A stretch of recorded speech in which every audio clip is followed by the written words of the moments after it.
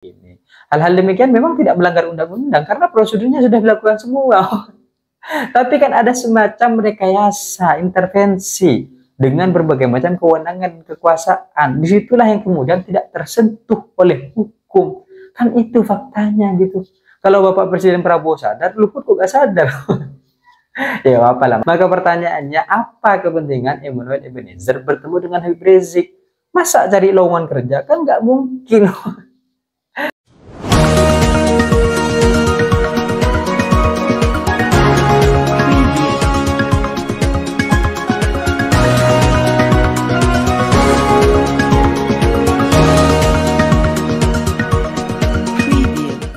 Hai korban ghosting, waktu ini memang terkadang berjalan begitu cepat sehingga akhirnya berbagai macam proses-proses yang pernah terjadi di masa lalu itu seolah-olah tidak pernah ada gitu.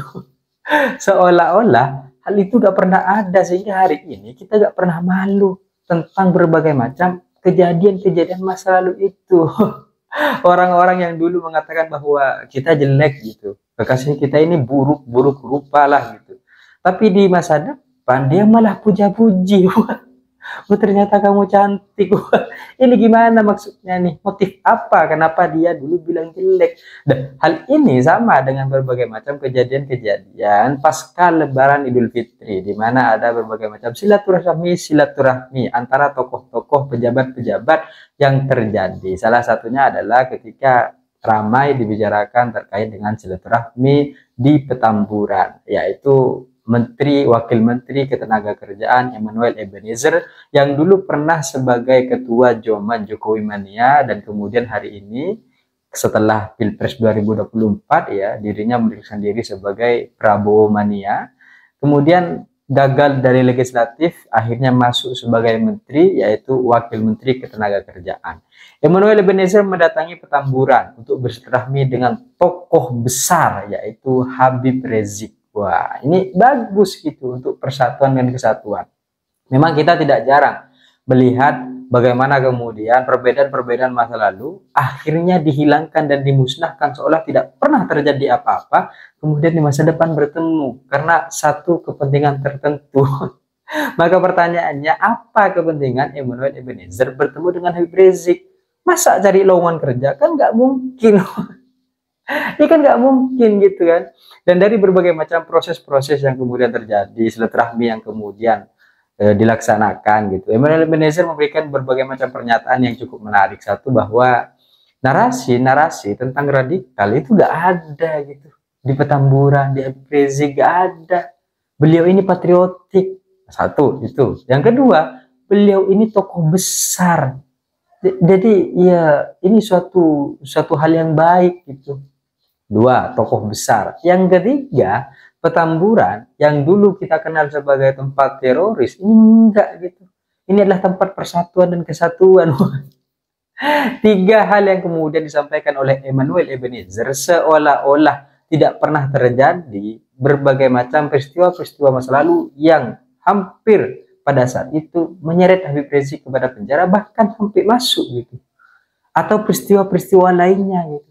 Pertanyaannya kan jadi sederhana. Kalau hari ini hal itu disebutkan sebagai sebuah fakta, maka apakah kemudian hal-hal yang terjadi di masa lalu itu adalah kepentingan politik Pak Jokowi? Ini kan kita jadi bertanya-tanya gitu. Apakah kemudian Habib Rizik memang terlalu keras kepada rezim pemerintahan pada saat itu sehingga semua hal harus menjadi masalah bagi Habib Rizik? Apa begitu gitu? Sehingga ada teroris lah ya kan? Kemudian penyerangan-penyerangan lain yang kemudian dia makar apa sampai FPI dibubarkan. Ini kan pertanyaannya, sederhananya, apakah memang pada saat itu untuk kepentingan politik dan hari ini ada kepentingan politik lain yang harus dipertemukan? Karena ini cukup bertepatan gitu kan dengan berbagai macam kejadian-kejadian yang juga terjadi. Salah satunya adalah ketika Kiai Haji Akil Siroj menyampaikan bahwa ada cawe-cawe Pak Jokowi pada proses pemilihan ketua PBNU di Muktamar Lampung. Ini kok semakin lama semakin terbongkar gitu kan terkait dengan kasus-kasus yang cawe-cawenya Pak Jokowi. Di satu sisi juga ada berbagai macam proses-proses pembenaran-pembenaran bahwa sebenarnya tidak terjadi persoalan-persoalan. Ini pertanyaannya, kalau tadi Habib Rizik itu memang suatu fakta kebenaran yang disampaikan oleh Emmanuel Ebenezer sebagai Wakil Menteri Ketenagakerjaan yang pernah menjadi ketua relawan baik itu Jokowi dan Prabowo, maka bukankah tidak mungkin juga kalau pada akhirnya ternyata pada masa lalu yang pernah terjadi kepada Habib Rizik adalah kepentingan-kepentingan politik. Tapi kita tidak membahas tentang masa lalu itu ya. Kita melihat bagaimana akhirnya hari ini ada berbagai macam persoalan-persoalan yang cukup menarik dan rasa-rasanya agak berkaitan gitu. Meskipun pada akhirnya kita merasa kecewa karena Wakil Menteri Ketenagakerjaan Emmanuel Ebenezer yang menjabat sebagai Wakil Menteri Ketenagakerjaan di tengah kasus-kasus pengangguran, PHK terjadi di mana-mana, beliau malah mengurusi Habib Rizik, malah silaturahmi dengan Habib Rizik. Kenapa gak silaturahmi ke orang-orang yang kena PHK, gak silaturahmi kepada perusahaan-perusahaan yang mem-PHK karyawan? Ini kan jauh lebih baik, memberikan langkah yang konkret untuk menjamin kesejahteraan para karyawan yang di PHK. Tapi pada akhirnya ya itu tidak terjadi. Dan beberapa hal yang akhirnya terjadi antara pertemuan Emmanuel dan Habib Rizik ini bertepatan dengan pengungkapan yang disampaikan oleh Kiai Haji Akil Sirot terkait dengan cawe-cawe Jokowi di proses Muktamar Lampung pada saat pemilihan ketua PBNU. Kita memang melihat bagaimana pada tahun 2021 Kiai Haji Akil Sirot menyatakan bahwa sebenarnya Pak Jokowi ini adalah bapak infrastruktur. Itu bulan Oktober. 1 bulan kemudian Kiai Haji Akil Sirot meminta agar Pak Jokowi tidak ikut cawe-cawe dalam Muktamar Lampung.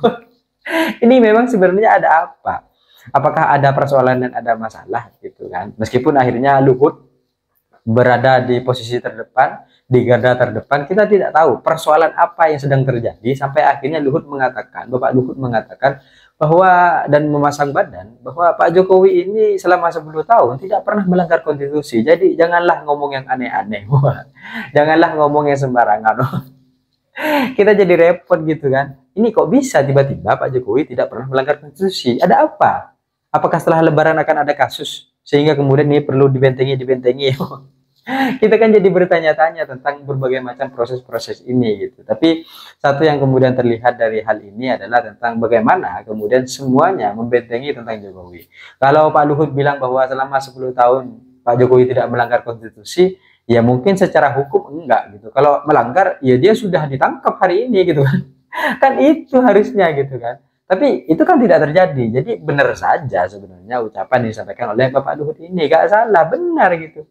Tapi kalau kita melihat apa yang kemudian disampaikan oleh Bapak Presiden Prabowo ketika wawancara, ini kan kita jadi bertanya-tanya. Ya, kita samalah. Kita sudah menjadi warga Indonesia ini cukup lama. Saya sudah menjadi warga Indonesia cukup lama, kata Bapak Presiden Prabowo. Ya kita tahulah bagaimana proses-proses itu terjadi. Salah satunya misalnya ketika tender-tender ini sudah dimainkan, ya kan, pendaftaran ya memang terbuka gitu. Tapi tetap saja yang daftar 3 mereka yang mendapatkan hasil tender ini. Mereka yang akhirnya mengelola proyek ini. Hal-hal demikian memang tidak melanggar undang-undang karena prosedurnya sudah dilakukan semua. Tapi kan ada semacam rekayasa, intervensi dengan berbagai macam kewenangan kekuasaan. Disitulah yang kemudian tidak tersentuh oleh hukum. Kan itu faktanya gitu. Kalau Bapak Presiden Prabowo sadar, Luhut kok gak sadar?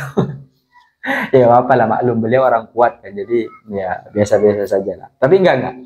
Dalam satu posisi akhirnya kita melihat bagaimana kasus ekonomi di Indonesia sedang tidak baik-baik saja. Bapak Luhut berposisi sebagai Dewan Ekonomi Nasional. Kasus-kasus karyawan yang akhirnya banyak di PHK, pengangguran-pengangguran yang juga belum terserap, apalagi investasi-investasi yang akhirnya hilang dari negara Indonesia. Ini kan suatu tanggung jawab yang memang harus diemban. Salah satunya oleh Luhut, Bapak Luhut selaku Dewan Ekonomi Nasional. Kemudian Bapak Wakil Menteri Ketenagakerjaan Emmanuel Ebenezer. Tapi sayangnya mereka malah membahas hal-hal yang nggak penting. Hal-hal yang akhirnya ya tidak terlalu penting lah untuk dibahas untuk kebaikan dan keberlangsungan bangsa dan negara ini. Harusnya kan mereka ya sudahlah bicara soal ekonomi ini bagaimana, bicara soal ketenagakerjaan dan PHK ini seperti apa. Jangan nunggu Prabowo mengatakan ya sudah Bapak Menteri Ketenagakerjaan silakan untuk bikin satgas gitu, karena setelah proses pertemuan-pertemuan akibat berbagai macam kondisi-kondisi yang terjadi.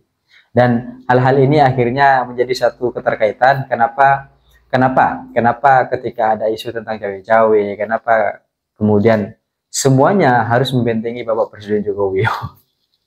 Tapi sebenarnya tidak apa-apa, itu memang adalah hak-hak masing-masing. Tapi ketika dilihat dari berbagai macam proses-proses yang terjadi, rasa-rasanya Emmanuel Ebenezer, Ki Haji Akil Sirot, dan kasus terkait dengan Luhut, pernyataan-pernyataannya menjadi satu keterkaitan yang tidak terpisahkan. Bahwa ada berbagai macam persoalan-persoalan, ada berbagai macam benang-benang merah yang kemudian bisa kita tarik.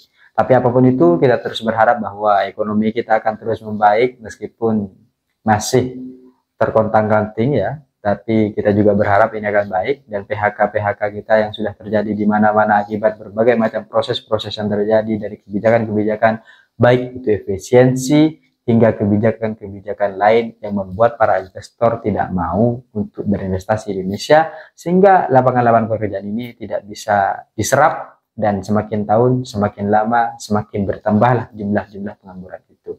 Kita berharap pasca rapat evaluasi, pasca rapat koordinasi yang dilakukan oleh Bapak Presiden Prabowo bersama seluruh jajaran-jajaran serta mendengar aspirasi-aspirasi dari berbagai macam komunitas-komunitas dapat memberikan solusi terbaik untuk bangsa dan negara kita. Saya pikir itu cita-cita saya, ingin seperti Gibran, tapi saya sadar diri dan sadar posisi. See you, Korban Posting.